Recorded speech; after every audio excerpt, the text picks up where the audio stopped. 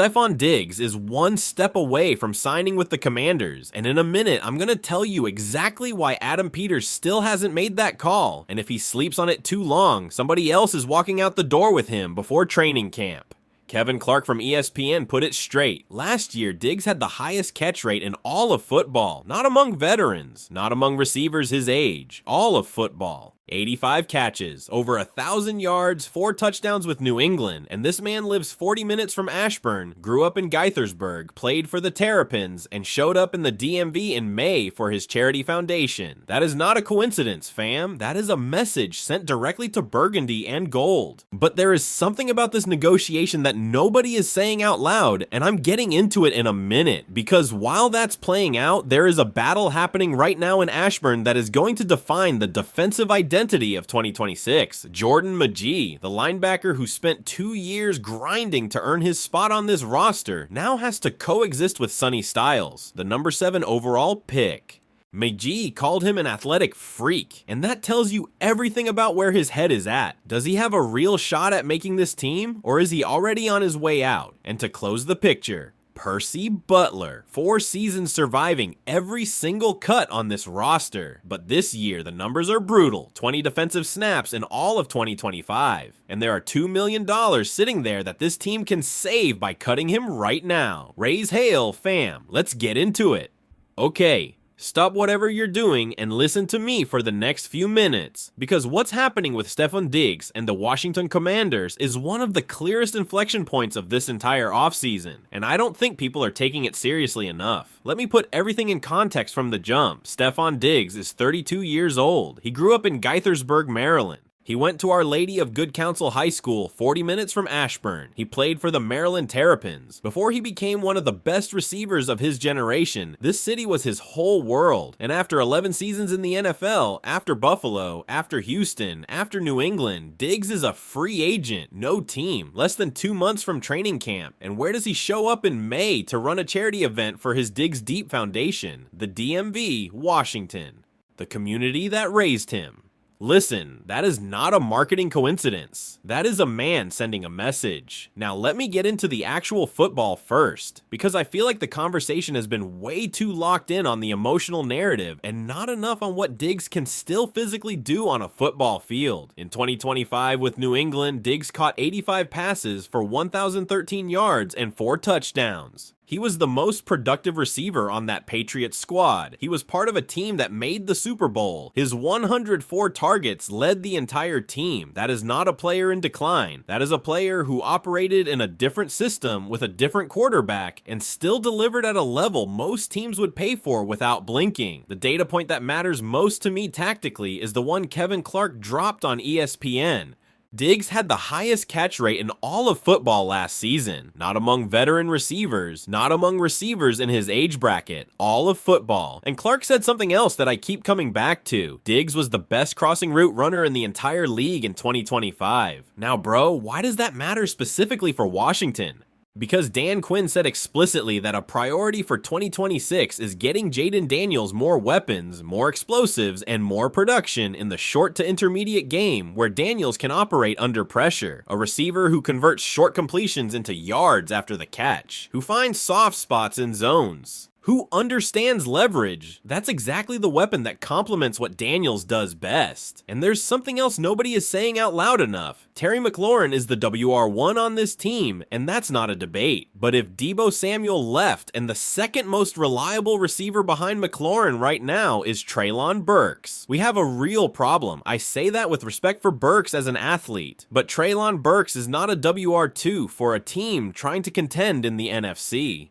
That is just the truth. The Commanders have $66 million in cap space right now, according to Over the Cap. Albert Breer at Sports Illustrated is projecting Diggs signs for around $10 million on a 1-year deal. $10 million, fam. Washington can do that on a random Tuesday in June without touching the long-term financial structure of the roster. And the question that nobody is answering cleanly is, why hasn't it happened yet? I understand there are complications. Diggs had friction with coaches in Buffalo, the Josh Allen situation, the Sean McDermott situation. That is documented. He went to Houston, and that didn't end cleanly either. He was charged with criminal offenses in Massachusetts, though a jury found him not guilty on all counts after deliberating for roughly 90 minutes. Organizations need to do their due diligence. That is real, and I respect it. But here is my honest position. The Commanders have a 22-year-old quarterback with a workload that is going to increase significantly in 2026. Daniels needs a receiver who can have a technical conversation with him about reading a cover 3, who can run a precise route on third down when the game is on the line, who can be the adult in the room when things get hard. Diggs, at 32, coming off everything he went through last year with the motivation to play his career out at home in the DMV. That is exactly that player. Commanders DeCharles Omenihu commented burgundy and gold on Diggs' social media post after Diggs announced he was not retiring. Diggs answered with a string of eyeball emojis. That is how athletes communicate in 2026. That is a real signal of interest.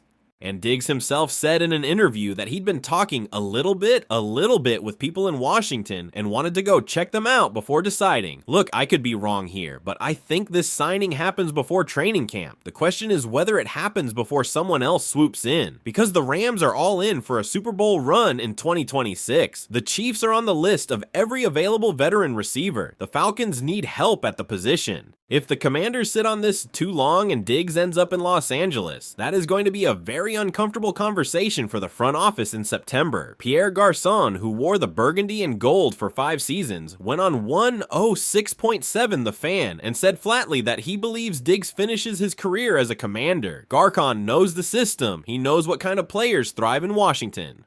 And when you say someone has leadership, he wants to be here. And that is what makes it perfect. And that is not radio panel noise. That is inside information dressed up as commentary. There's also a variable most people are sleeping on: Brandon Ayuk. The San Francisco receiver's name has circulated around the Commanders for months. Ayuk is close friends with Jaden Daniels. Adam Peters has history with Ayuk from his time with the Niners. Washington makes sense as a destination. But San Francisco has given zero concrete signal they are actually moving on, and the Commanders cannot wait indefinitely for a situation that might resolve itself in August, or might not resolve itself at all. Diggs is available right now. He does not require draft compensation. He does not require negotiations with a rival franchise. He requires a phone call from Ashburn and the right number. Adam Peters, the clock is running, man. Before we get back to what happens next with the receiver situation, I need to talk about something that is happening in minicamp right now that I think is going to define the defensive identity of this team more than most people are giving it credit for. The Commanders selected Sonny Styles with the number 7 overall pick in the 2026 draft. Number 7 overall, fam.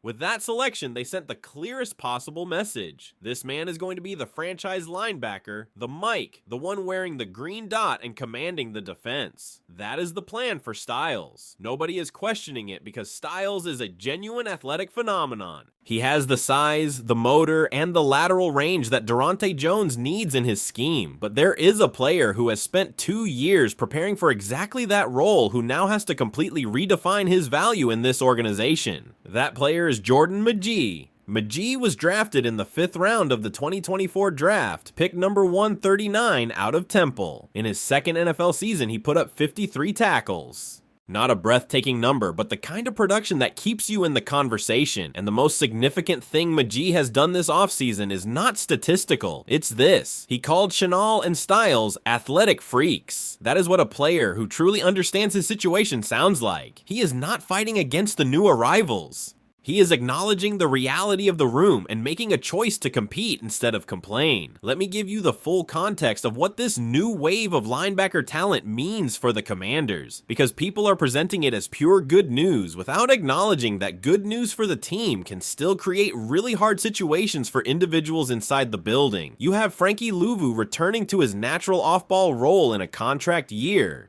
meaning he is playing with something to prove and maximum motivation. You have Leo Chenal signed in free agency, bringing the kind of physicality and intelligence Durante Jones was specifically asking for. You have Sonny Styles at 7 overall, and you have Jordan McGee, 2 years in the system, real game experience, real institutional knowledge. The real tactical question is simple. In Jones's scheme, which prioritizes versatility, athleticism, and aggression in the second level, what can McGee do that the other 3 linebackers cannot? Because that is what determines roster survival, not loyalty, not seniority. What you do that nobody else can replicate. And honestly, I think McGee has a genuine answer to that question, even if it is not the answer he envisioned when he was drafted. McGee already knows this system. He understands how this coaching staff thinks. He has played real NFL snaps and absorbed lessons that no playbook can teach. That has tangible value, especially when you are playing alongside a number 7 overall rookie who is still on his learning curve, as gifted as that rookie clearly is. The scenario I see as most realistic. McGee is not the starter. That chapter of his story in Washington is probably closed now. But if he can be the player who executes in specific down and distance situations, who provides genuine depth at the second and third level, who covers on special teams with the energy and range Jones wants from everyone on this roster, McGee has a spot on this team. The question is whether McGee can embrace that redefined role and be excellent within it. Or whether the frustration of watching a number 7 overall pick step into the position he spent 2 years preparing for affects his performance on the field. That is what mandatory minicamp is starting to answer right now. Because fam, in the NFL, adapting is not giving up. Adapting is surviving. And surviving on this roster with this level of incoming talent is the hardest and most valuable thing Jordan McGee can prove right now. For the close, let me talk about Percy Butler, because Butler is the kind of story that does not get told enough in serious football analysis. Butler was selected by the Commanders in the 4th round of the 2022 draft, pick 113 out of Louisiana Lafayette. He has survived every regime change, every preseason cutdown, every round of speculation about his future. He has been on the edge of this roster for 4 seasons, and he is still here. And right now, with a new defensive coordinator, with Nick Cross signed in free agency to anchor the secondary, with Tyler Owens and Kane Medrano pushing hard from below, the question everyone is asking under their breath is the one nobody wants to say out loud. Is this finally the end for Percy Butler? The numbers are honest. In the 2025 season, Butler played just 20 defensive snaps. 20.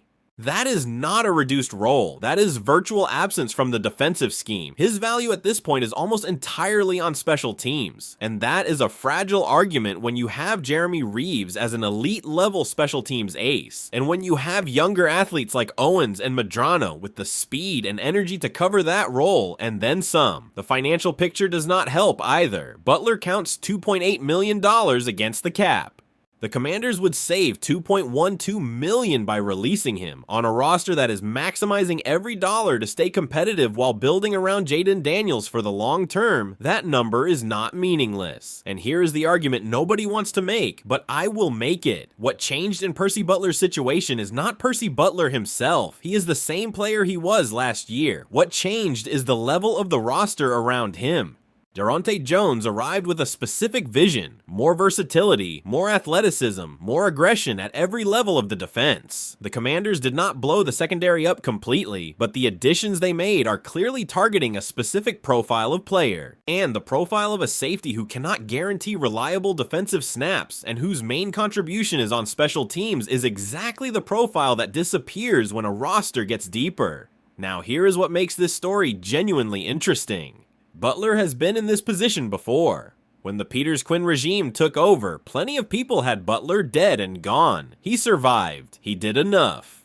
And he brings something the numbers do not fully capture. 4 years of institutional knowledge. 4 years of understanding this coaching staff's communication style. 4 years of knowing exactly what is expected of him in moments of pressure. My honest take, I think Butler's chances of making the 53-man roster in 2026 are about 50-50, and that is actually better than the raw numbers suggest at first glance. Mandatory minicamp is his last real opportunity to change the narrative before training camp. If he comes out of these 3 days as the best special teams player on the field, if he shows Daronte Jones something that did not appear in OTAs, he earns another reprieve. But if minicamp leaves him exactly where he was, Adam Peters will make that call coldly and cleanly. And $2.12 million in cap savings is a justification that is very hard to ignore. Percy Butler, man. These are your 3 days. Leave everything on that field That is everything for today, fam, and look, and if you walk away from this video with one thing, let it be this.